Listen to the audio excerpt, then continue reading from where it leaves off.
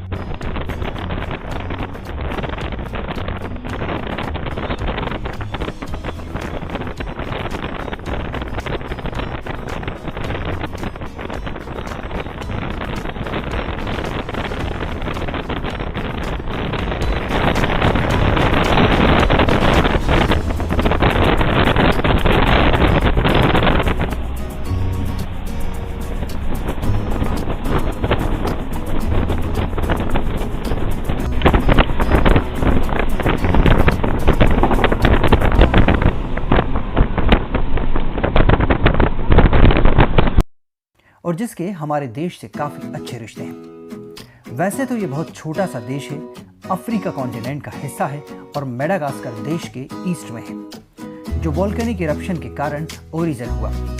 ये देश है मॉरिशस, जो कभी फ्लाइटलेस बर्ड डोडो का घर हुआ करता था, जो बाद में 1880 के आसपास करीब विलुप्त हो गई थी। लेकिन अब इसकी एक पहचान वहाँ के बेहद समुद्र तट, कोरल रीफ से भरा हुआ और क्रिस्टल क्लियर वाटर और इसका वाइट बीच है, जो इसकी सुंदरता की अपनी कहानी कहता है। यहाँ के लिए हनीमून कपल और टूरिस्ट सबसे ज्यादा घूमने जाते हैं। ये देश 2040 वर्ग किलोमीटर में फैला हुआ है, जो पहले फ्रेंच और ब्रिटेन की कॉलोनी रहा, जो पूरी तरह से बाद में 12 मार्च 1968 को आजाद हुआ। इंडियन ओशियन में आने वाले मॉरिशस की राजधानी पोर्ट लुइस है। आबादी की बात करें तो 12.5 लाख से अधिक है और यहाँ पर कई एथनिसिटी को मानने वाले लोग रहते हैं, जिसमें सबसे ज़्यादा 68% इंडियन ओरिजिन के लोग हैं, जिसमें 48% हिंदू, 32% क्रिश्चियन और 17% मुस्लिम लोग हैं। हालांकि इसके अलावा और भी कई जाति के लोग यहाँ पर रहते हैं, जो अफ्रीका, क्रियोल और फ्रेंच हैं। अफ्रीका के स्मॉल आइलैंड में मॉरिशस और रॉड्रिगस, 2 बड़े आइलैंड के अलावा और भी कई छोटे आइलैंड हैं, पर टूरिस्ट के हिसाब से यही 2 घूमने लायक हैं। इसकी खोज अरब और मलय सेलर्स ने की थी। अगर हम ऑफिशियल लैंग्वेज की बात करें तो यहाँ की ऑफिशियल लैंग्वेज अंग्रेजी है, साथ में यहाँ फ्रेंच भी बोली जाती है। इसके अलावा कुछ हिंदी भाषाएं भी यहाँ प्रचलन में हैं। मॉरिशस गणराज्य में सभी धर्मों का आदर होता है और उसको पालन करने की यहाँ पूरी स्वतंत्रता भी है। यहाँ भी हमारे देश की तरह हेड ऑफ स्टेट राष्ट्रपति और हेड ऑफ गवर्नमेंट प्रधानमंत्री होता है।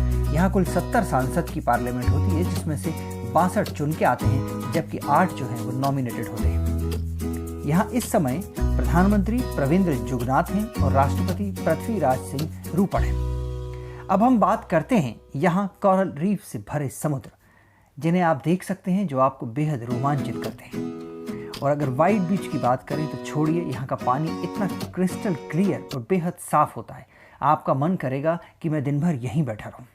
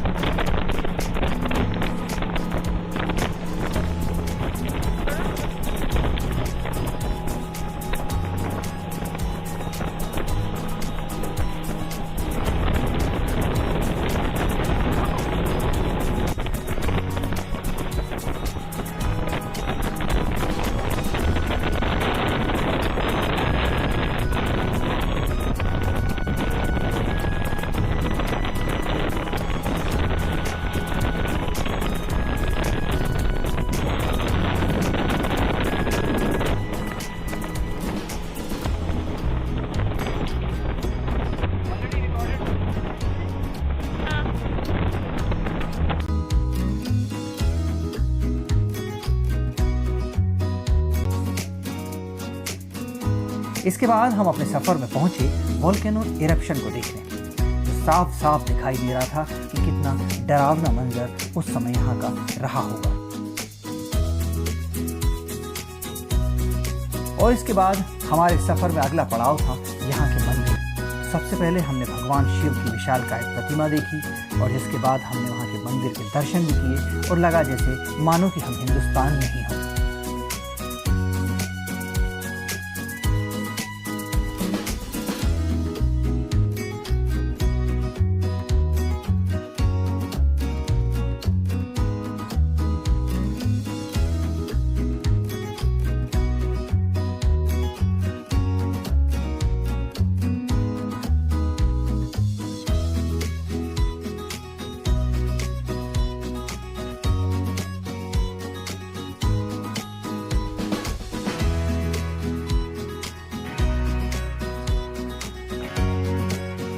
अद्भुत नज़ारे और धार्मिक सफर के बीच हम कुछ यहाँ के ऐतिहासिक स्मारकों को भी देखने गए।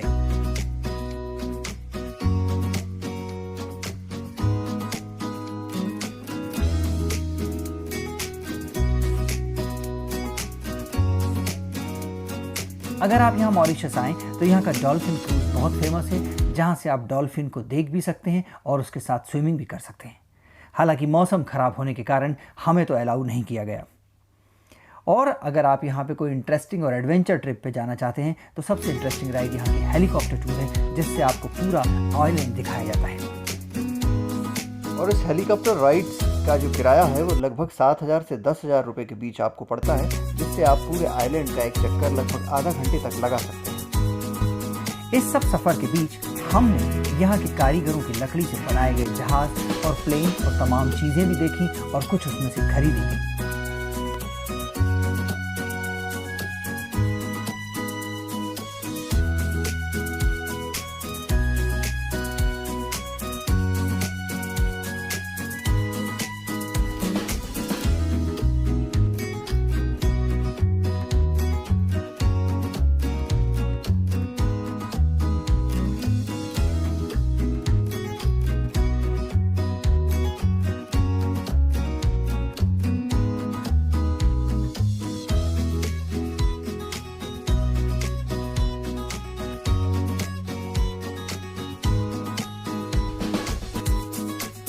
यहाँ पर एक बात आपको अचरज में डालने वाली है, वो ये कि यहाँ हर जगह आपको गन्ने के पेड़ दिख जाएंगे।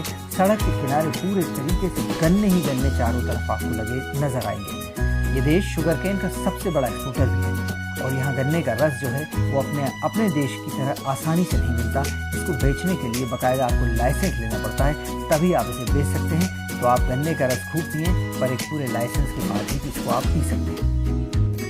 वैसे तो ये अफ्रीका कॉन्टिनेंट के सेफेस्ट देश में आता है, जहाँ का क्राइम रेट भी कम है और आपकी कमाई पर टैक्स भी कम लगता है। और वैसे ये देश एक टैक्स हेवन कंट्री के रूप में भी जाना जाता है।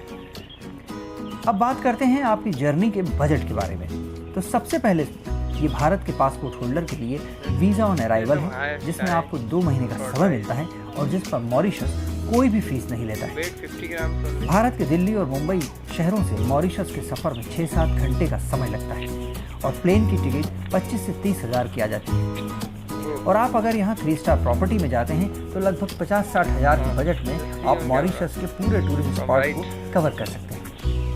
अगर इसके अलावा लेकिन अगर आपका मन किसी बड़े रिसोर्ट या 5 स्टार में रुकने का है तो ज़रूर आपको जेब से 1.5 लाख के आसपास खर्च करने पड़ेंगे। और मॉरिशस की जर्नी के लिए अगर हम बात करूं तो 1 हफ्ता यहाँ के घूमने के लिए काफ़ी है, जिसमें आप दोनों आइलैंड घूम सकते हैं और पूरे मॉरिशस की सारी चीज़ों को समझ सकते हैं, देख सकते हैं। अब यहाँ के सबसे बड़े टूरिस्ट अट्रैक्शन चामरेल 7 कलर्ड अर्थ जियो पार्क, जो 600 मिलियन साल पुराना इतिहास तो दिखाता ही है, साथ में इस आइलैंड का एकमात्र जियो पार्क जो नेचर के बेहतरीन आयाम को भी दिखाता है, जहाँ धरती 7 कलर की है, जिसे आप खुद भी देख सकते हैं, महसूस कर सकते हैं। और ऐसा बेहतरीन जियोलॉजिकल हलचल का उदाहरण है जो सारे रंगों की विविधता को एकता के रूप में भी शो करता है। इसके साथ ही आप यहाँ चामरेल वाटरफॉल भी देख सकते हैं, जो यहाँ अद्भुत है, जिसको देख के आपका मन एकदम रोमांचक हो जाता है।